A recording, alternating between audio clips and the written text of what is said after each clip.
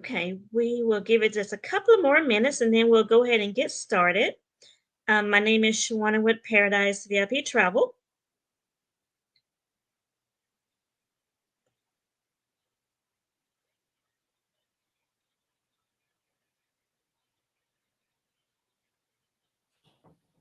Okay, so we'll just go ahead and get started. I know it's kind of early, but if anyone has any questions or if you come in late, please do let us know.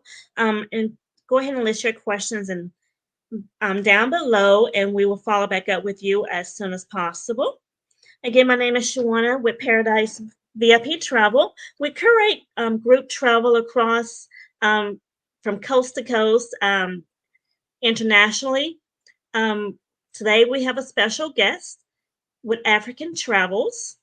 And we also have an upcoming trip as well that we're going to go over. We haven't launched it just yet, but we should have details here in the upcoming days. But again, we have Kevin with African Travels. So Kevin, go ahead.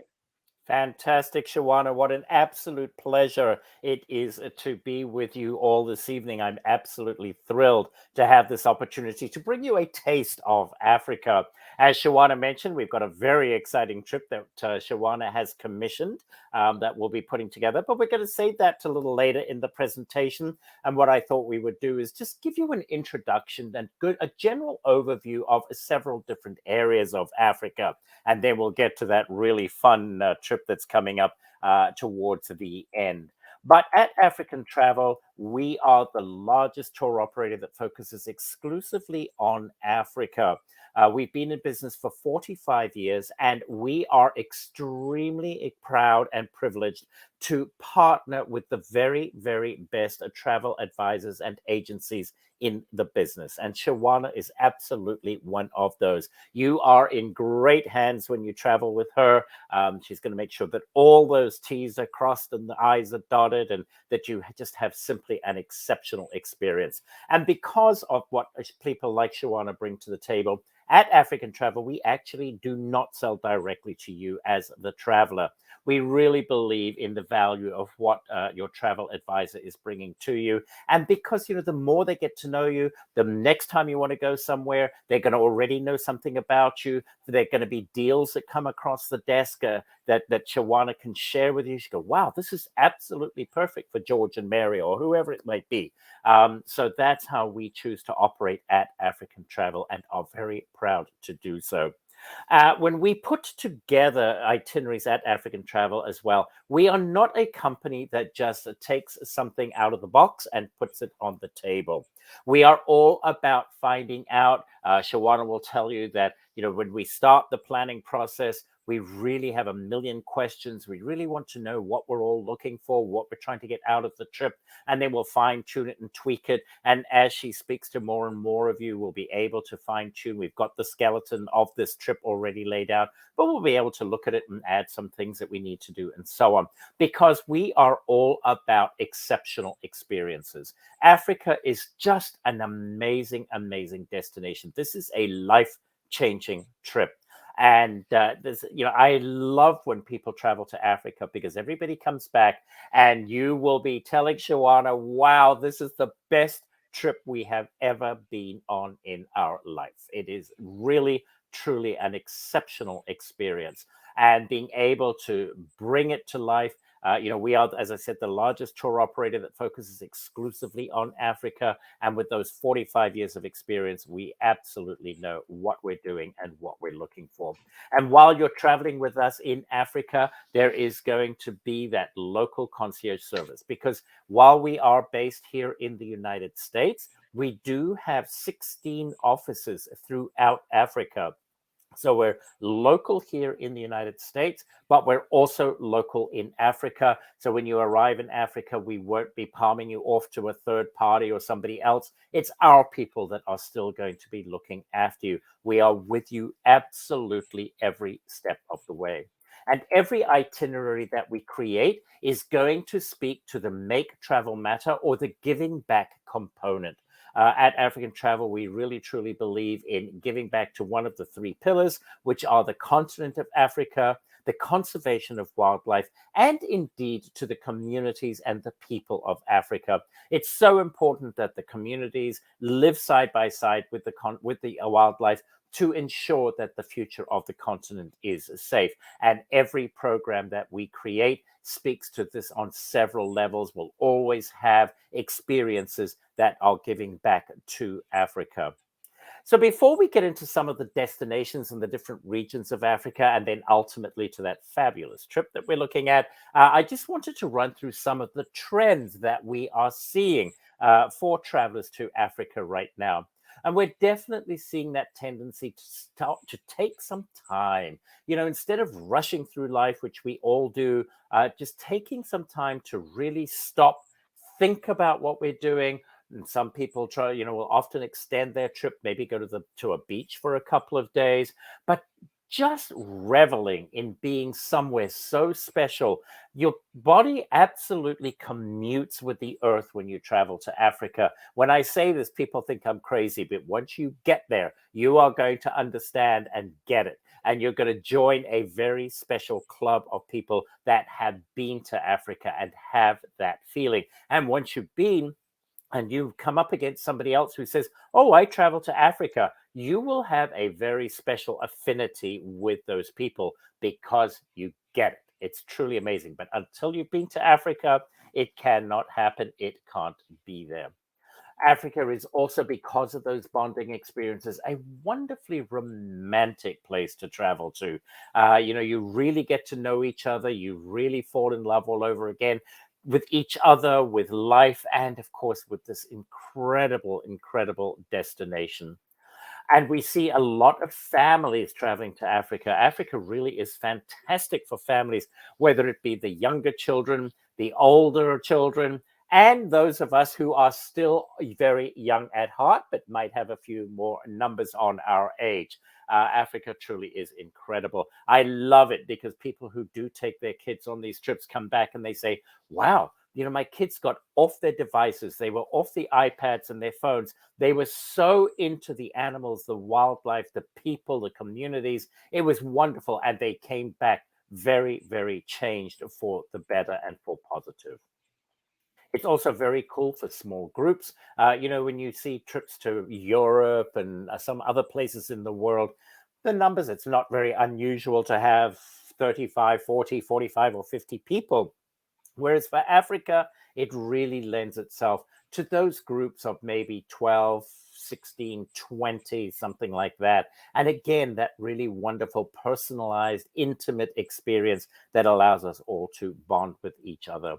And for those of you who may not be able to join us on the trip to South Africa specifically, but are looking still to travel to other parts of Africa, perhaps at a different time, Shawana will be absolutely perfectly well set to be able to help you as well. And if you want to stay in your private bubble, if you want to go with your family, it's amazing. There are some fantastic villas, even kind of in the middle of nowhere, in the middle of the wilds of Africa, that have 3, 4 bedrooms. So if you're a family or your friends want to all go together, there's 8 of you or something, we can absolutely make that happen and keep you within your own private bubble. And for those of you who are traveling solo at African Travel, we very much are in tune with the plight of the solo traveler, i.e., the single supplement. And we will keep our single supplements to the absolute lowest possible that we can to ensure that those who are traveling on a single basis are not going to be killed by single supplements of 80, 90, 100%, the craziness that we see going on. We will always keep them to a very, very manageable level that really can make it worthwhile. And of course, Africa is fantastic for heritage travel, whether it's meeting the people locally, the communities, or learning about the history of particularly of South Africa, the apartheid movement, the revolution, and so on. It really is a very, very interesting and fascinating country. And I've already mentioned the people, how wonderful they are. And, every country in Africa has its own culture. Many countries have multiple cultures. So it's really cool. And this is what we hear from everybody that comes back, that, they knew the animals and the wildlife was going to be exciting, the scenery was going to be fabulous, but meeting the people is the biggest bonus that they had on the trip, and that they absolutely would love to go back to Africa to learn more about other cultures and meet more of the people in Africa. So what I wanted to do today, as I said, I promise you that we will take you through some of the different regions and countries of Africa, and I'd like to start in Kenya. Kenya is where the safari experience started.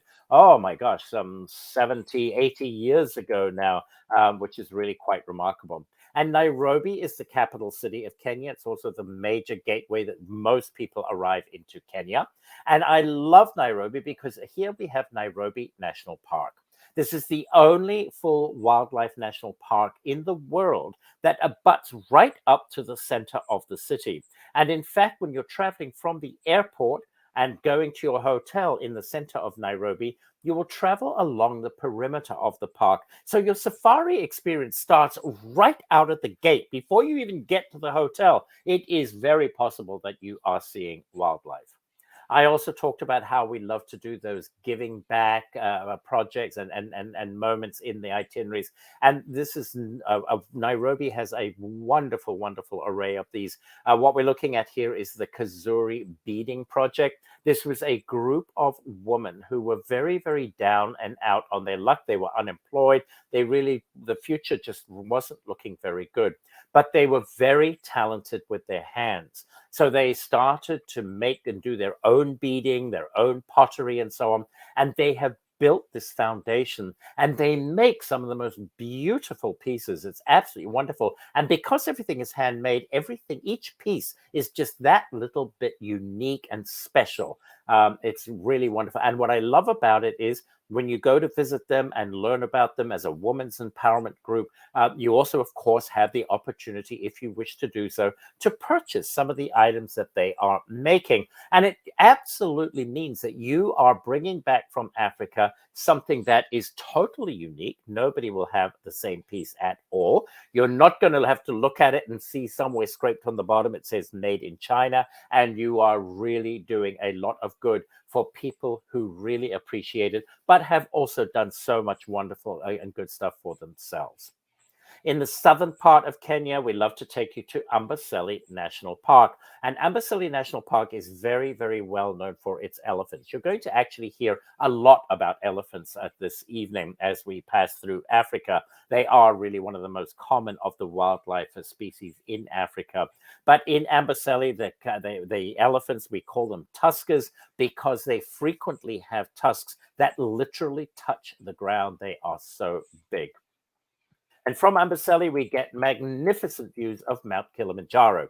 Now, Mount Kilimanjaro is actually in Tanzania, physically and geographically, but the views from the southern part of Kenya are just magnificent, truly wonderful. And it's interesting because Mount Kilimanjaro is the largest freestanding mountain in the world. Now, yes, there are plenty of other mountains that are actually higher, but they're all part of a range. And then I always think if the giraffe is photobombing the image of the mountain or the mountain is photobombing the picture of the giraffe, I don't mind which way around it goes because, Africa is filled with those wow moments. Every trip is going to have wow moments. And finding yourself in this kind of situation, being able to come home with images like this, I think you all agree would definitely be a wow moment.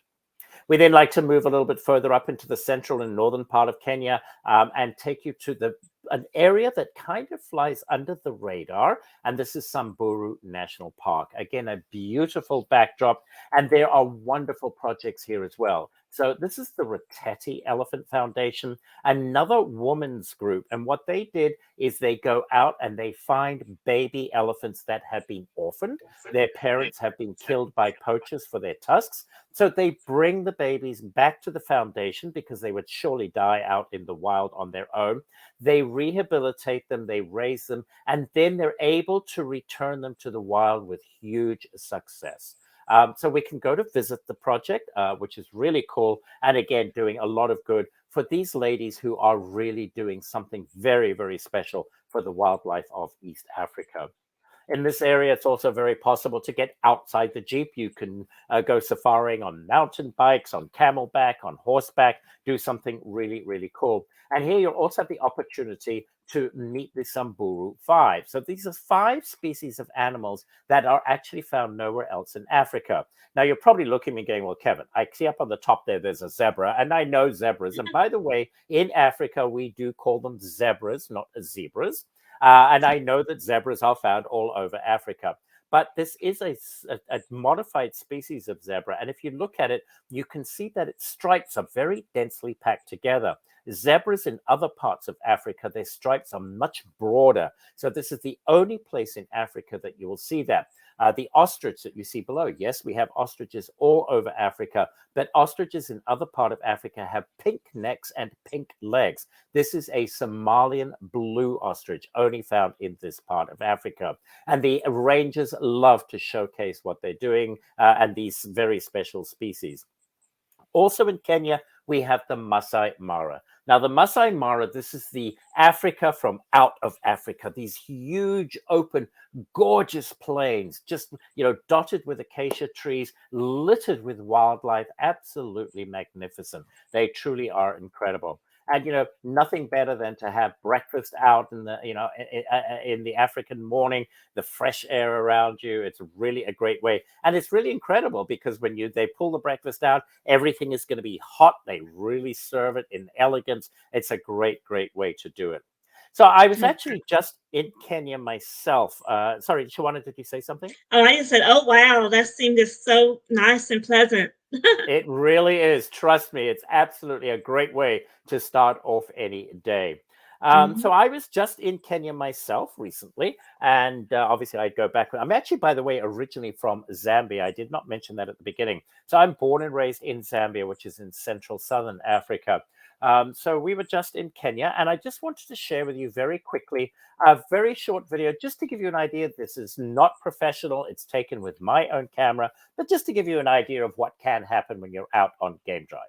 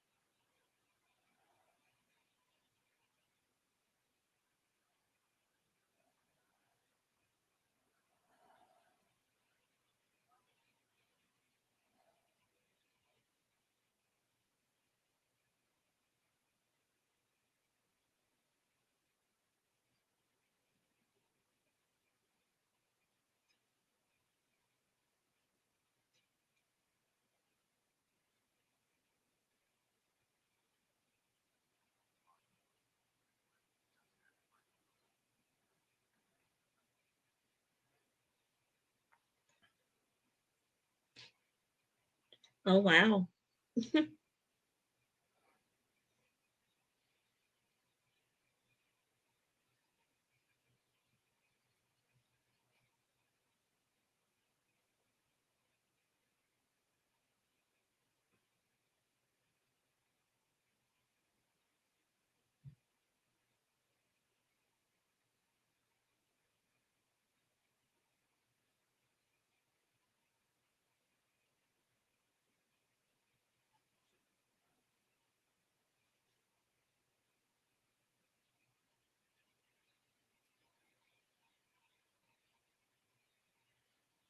So those amazing sunsets in Africa. But you know what I would hope that you could get out of that is how up close and personal you get with the wildlife when you visit Africa. As I said, that was just taken with my iPhone, no special lenses, telephotos, or anything.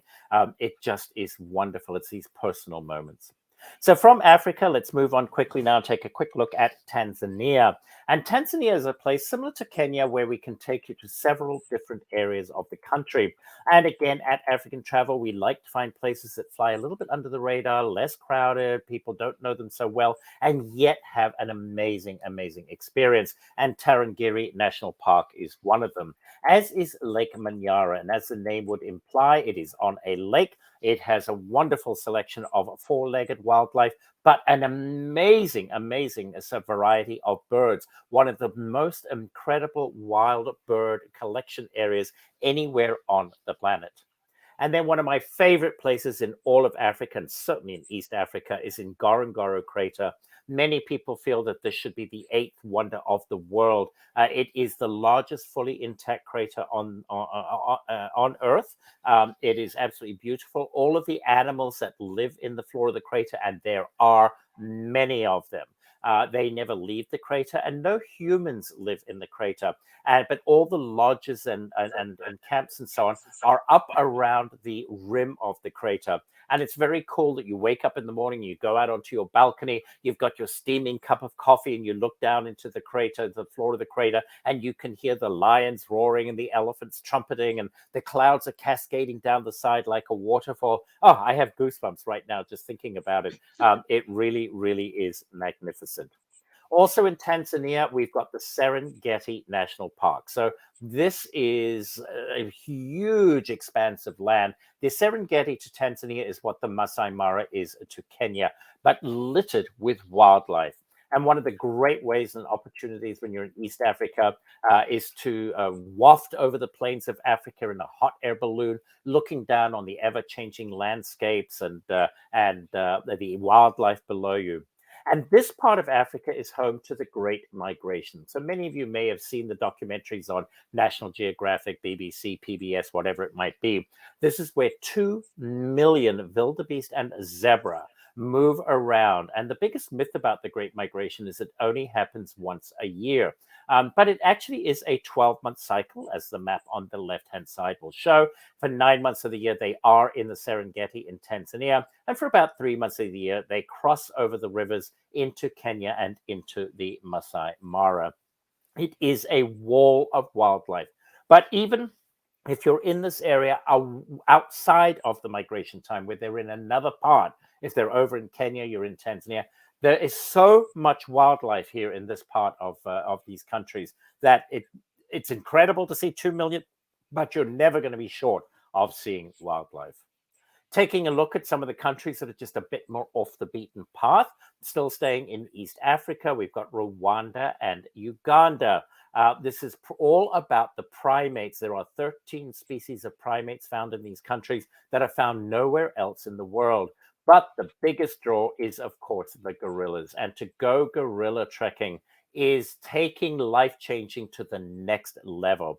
This picture speaks a million words. They always say a picture speaks 1,000 words. A million. Look at the look on her face, the sheer delight. And look how close she is to the silverback. This absolutely is incredible. It's a very highly protected area. It's a very highly restricted visit, but it is truly remarkable.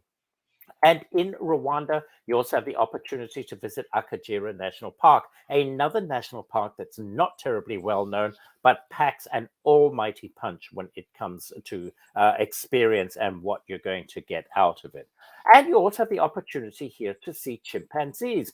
I think chimpanzees are always interesting because when we talk about chimpanzees, of course, immediately you think of Africa. But when we talk of Africa, chimpanzees are absolutely not the first animal that usually comes to mind. And there are very few places left in Africa where you'll be able to see them in their natural habitat. So Uganda and indeed parts of Tanzania and Rwanda, it will be possible. Moving on down further south, we come down to Botswana. So Botswana is home to the Okavango Delta. This is the largest inland delta in the world, and the animals here have all adapted to living in, on, and around the water. And as I mentioned a few minutes ago, every trip to Africa is going to be filled with wow moments. And I think you will all agree that this would absolutely surely be an amazing wow moment. Now, because it's nature, and goes for all countries in Africa, the wildlife sightings are simply going to blow your socks off. But we can't guarantee what there's going to be. I can't guarantee that if you're in a dugout, in the canoe in Botswana on the Okavango Delta, that this will happen to you. But if it does, and you come home with images like this, you know that you're going to be the talk of your villages, cities, towns, cocktail parties, dinners, whatever it is, for weeks, months, and years to come. Moving right next door to Botswana, we've got Namibia. And Namibia is very interesting because it shares a border with Botswana. And as we saw, Botswana that has so much water from the inland delta, but Namibia is all about the desert. And the biggest surprise here in Namibia is all the animals that have adapted to living on the desert. So, all the animals you would expect to see on a traditional safari, rhinos and elephants and giraffes and lions, they're all living right here in the desert of Namibia. A wonderful way to visit Namibia is to do it by train. There is a luxury train called Rovos Rail. It goes out of South Africa, it enters Namibia on the southern border and traverses the country all the way up to the northern part with 10 days of just absolutely magnificent, beautiful scenery. Because Namibia is all about the light. And every moment of the day, the lighting is a little bit different depending on where the sun is in the sky. It's truly remarkable. It's a feast for the senses when you're traveling in Namibia. Also in Southern Africa, we've got Zambia and Zimbabwe. I did tell you that I am originally from Zambia myself, so I'm very biased here, of course. And I draw your attention here to top left and top right. This is Mfui Lodge in Zambia. This lodge was built around a grove of mango trees, and the elephants had been feasting on the mangoes for generations. So after the lodge was built, the elephants were like, well, to heck with your lodge, we're still coming to get our mangoes. And elephants are absolutely creatures of habit and tradition. So their paths that they've used for generations take them through what is now the lobby of the lodge. Again, I can't guarantee that that will happen while you are there, but if it does, oh boy. And also in Zambia and Zimbabwe, we've got Victoria Falls. This is the largest curtain of water in the world. It is one of the seven natural wonders of the world. It is water on steroids. It is truly, simply remarkable. And here you can be as adventurous and crazy as you want. You can go bungee jumping and zip lining and take out dugout canoes, do helicopter rides. If you look at those folks right in the very center there, if you look behind them, see how the color of gray changes? That's because, believe it or not, they're sitting right on the edge of the falls. This is a little suicidal and cuckoo, and to be fair, can only be done at certain times of the year when the falls are in much lower flood. But you can do all sorts of crazy things. Or if you just want to walk and take in and drink in this magnificent sight, there is a wonderful, beautiful, and easy walkable a walkway that goes the full length of the falls with wonderful turnouts for some fantastic imagery and photographs and so on. Now, I mentioned just a second ago about the elephants at Mfui Lodge, and I thought actually, instead of me talking about it, why don't I share it with you? Here's 30 seconds of the elephants doing their thing.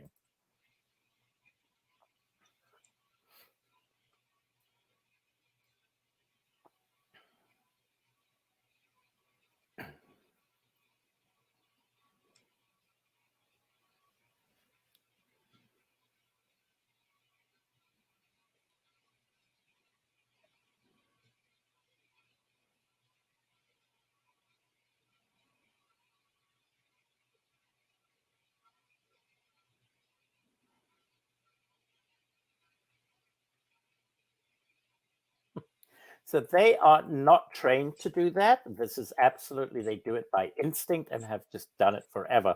Another wow moment in Africa, to be sure. We don't want to forget the islands out in the Indian Ocean. So, Madagascar, I could talk to you for an hour just about Madagascar. 85% of the flora and fauna in Madagascar found nowhere else on the planet. This is the Galapagos of Africa. 107 species and subspecies of lemur, nowhere else on Earth. And in fact, if you look up there on the top right, you'll see my little friend. That is a blue eyed black lemur. And his claim to fame is he's the only primate on Earth, aside from human beings, that has blue eyes. So when that comes up, the next time you're doing trivia down at the local pub or the PTA or wherever, or it shows up on Jeopardy, and actually the question has already shown up on Jeopardy a few years ago, you will know the answer. But what's really cool in Madagascar is color reigns supreme. We also do Zanzibar. We go out to the Seychelles. We go to Mauritius. So the Indian Ocean is just an absolute playground for those that are looking for the for the water and the beaches. And I know a lot of you say, well, Kevin, this is all very well, but where are we going to stay? Is it going to be some kind of rudimentary kind of mud hut style thing? And then, you look at this. This is not a presidential suite bathroom. This is a bathroom of a standard room at a lodge in South Africa. You also will possibly have heard of the option to go and stay in a tent. And people think it's going to be Boy Scout tent with the cot and a sort of an igloo cooler down the side of the bed.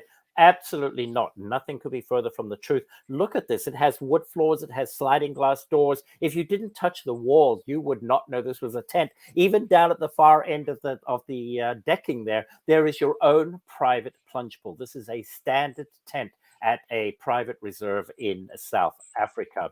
And here we are in East Africa. How much more out of Africa do you get than something like this? It's just what an amazing sense of destination. And then something, this is what we call a starbed. Now, we all live under the same sky, but the sky in Africa, because there is no pollutants there, it's just a natural sky. There is a million points of life. The sky comes to life at nighttime, and to be able to spend the time out, sleep out under the stars, is a treat beyond treats. It's truly remarkable. And for those of you who are wondering, if you take see the four-poster bed, if you come down about a half a level and move over to the right-hand side, you'll see there's a kind of an enclosed area there. That is your bathroom, private bathroom, so you don't have to worry about peeing over the edge in the middle of the night. And talking of bathrooms, people are like, well, it's probably going to be a hole in the ground, or what is it going to be? And then, they get there and they find this kind of situation. I always say that I am going to do a Bathrooms of Africa tour, because one bathroom is simply more beautiful than the next. And you can just see yourself luxuriating in this copper tub with a glass of champagne in your hand, and the elephants walking past the window, the fire crackling in the background. Just simply amazing. Or look at this. Now, this is obviously not what you would take your bath in every single day, but this is something they will set up for you. It's in East Africa, and you come back from a day of game viewing, and they've done this. They've got this hot, soapy bubbles going, the champagne going. What a throwback in time. A really, really cool thing to do. Food in Africa, exceptional. Another big thing that everybody talks about when they come back is that it's gourmet all the way. It is really, truly remarkable. And again, the settings that they put it in, the lighting, the mood, to be able to sit there, talk about your day, share about the stories of what you saw on your game drive with somebody else at the next table and so on, is really, really wonderful. And it is about the big five. We'll talk about the big five in a second, but so much more. We've got hippos and the painted wolves are down on the bottom left here. I love that because they literally do look as though they ran through a wet paint before they got there. And a wonderful, wonderful African tradition is that when we're out on game drive in the late afternoon, about 15 or 20 minutes before the sun sets, we'll find a really beautiful spot. We stop. Out of the Jeep will come tables and chairs and tablecloths and plates and glasses, a full bar, appetizers, crockery, cutlery, everything you could think of. It's like Mary Poppins pulling it all out of the bag. And we stop, we pour ourselves a drink, and we bid farewell to the sun every day. So this is a big African tradition, and we call it Sundowners. I absolutely love it. And if you're in Botswana, and I told you about the Okavango Delta and how so much of your safari is going to be done on the water, you will do Sundowners Delta style, and you'll take you out in a dugout canoe. This is what we call a Makoro. It's a really, really cool way to do it. Now we come to the pièce de résistance, and I know you've all been waiting for. This is, Shawana has commissioned this wonderful trip to South Africa. It is in the finalization stages, and she will be sharing with you full details. But I wanted to give you a little taste of it tonight, so we can get those creative juices boiling and get you all ready and excited to go to Africa. So it will go to Cape Town, which is the mother city of South Africa. It will then go to Kapama Private Reserve, a very exclusive game viewing and safari, and it will end up in Johannesburg. So just some of the things to expect. As I said, the trip will start in Cape Town. Cape Town is one of the most beautiful cities in the world. It's surrounded on three sides by water, the iconic Table Mountain in the background. It's a very outdoorsy city, a very green city, a really beautiful city, one of the top 5 cities in the world to visit. And we'll be staying at Table Bay Hotel, right down on the waterfront, a very bustling area of the city, lots to do and see here, lots of great people watching, wonderful coffee shops, restaurants, and so on. But the hotel also offers fantastic views on the other side, up through and over to Table Mountain. It's a very modern, very comfortable 5-star hotel with really, really terrific accommodations and service. Included in the trip will be a journey up to the top of Table Mountain. The views from up there are spectacular. And it's really kind of cool because we go up in these cable cars. As you are ascending and descending the mountain in the cable car very slowly rotates. So it means that everybody gets really, really great opportunities many times around during the ascension and descension to be of pictures out over the ocean, down towards the city, and indeed back to the mountainside. We're also going to take you to Cape Point. This is one of the most important parts of our planet geographically. It's the southernmost point of the continent of Africa. It's also where the Indian and Atlantic Oceans come together. It's very blustery, it's very beautiful, very rocky. It's just a really, really beautiful way to spend the best part of half a day. Very close to Cape Point is Boulders Beach, where we have a year-round colony of penguins. So you don't have to go all the way to Antarctica to see penguins. We've got them here for you right in Cape Town. And as I always like to say, who doesn't love to see a couple of penguins kissing on the beach? And we'll also take you out to Seal Island, which is a boat ride out. So it gives you the opportunity to see the coastline of South Africa and the Cape Town area. We're also going to spend some time the next day, and we're going to take you to Robben Island. So Robben Island is an extraordinarily important spot in the history of South Africa. For this is where Nelson Mandela was incarcerated for many, many years. As you can see the mountain in the background. That is Cape Town Table Mountain. So it is a boat ride out. It's a beautiful ride. But then when you get to Robben Island, you will be able to visit the prison and the cell where Nelson Mandela was incarcerated, hear the history, the stories of what happened while he was there. It's really fascinating. He is an incredible statesman, an amazing character in world history, not just South African history. And to learn about the time that he spent here is eye-opening, but also very endearing and very touching indeed. While we're in Cape Town, one of the nights we're going to arrange dinner for you at Gold's Restaurant, one of my favorite places to go in the city. It actually, they have food from all over Africa, not just South Africa. So you're going to have this multi-course dinner. It's almost tapas style, where you're going to be able to try food from many different places in Africa. And the people who work there all dress in national costume from all over Africa. But the whole evening actually starts with a drumming circle. And I love this part because everybody gets there and they're kind of like, oh, I don't know that I want to do the drumming. I'll just stand back and watch. And as the beat gets going and the rhythm of the drums get going and people have started, everybody wants to join in and have fun because it really is great.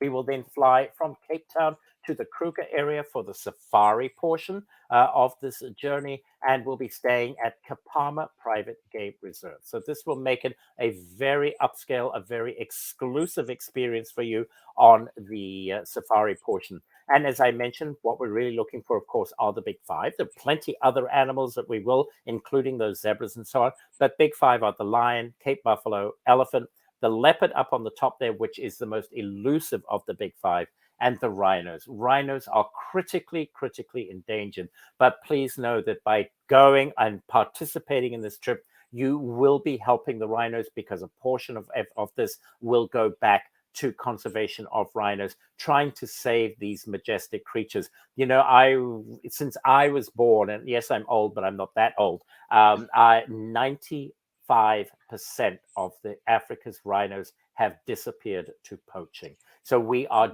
desperate to try and save them. It is a race against time.